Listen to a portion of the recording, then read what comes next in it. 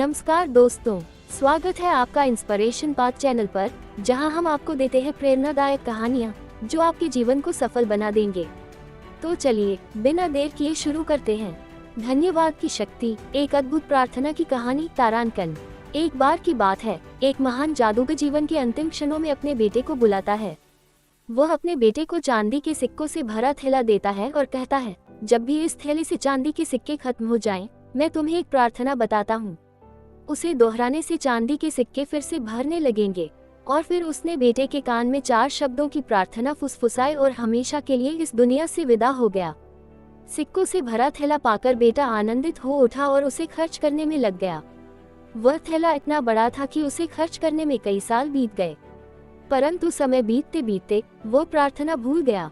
जब थैला खत्म होने को आया तो उसे याद आया कि उसके पिता ने उसे कुछ महत्वपूर्ण बताया था। उसने बहुत याद किया, पर उसे प्रार्थना याद नहीं आई।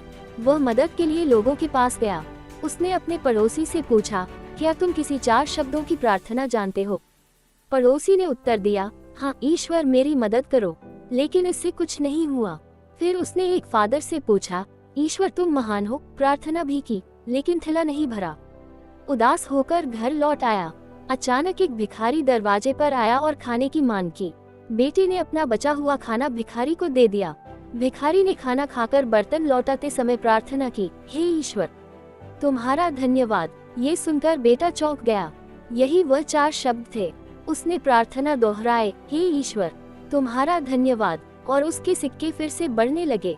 उसने समझा कि किसी की मदद करने और धन्यवाद देने की शक्ति कितनी अद्भुत होती है। कहानी की सीख, धन्यवाद की शक्ति को समझें और अपनाएं।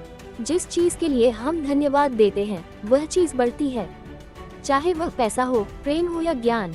धन्यवाद प्रकट करने से हमारे जीवन में सुख और संतोष बढ़ता है।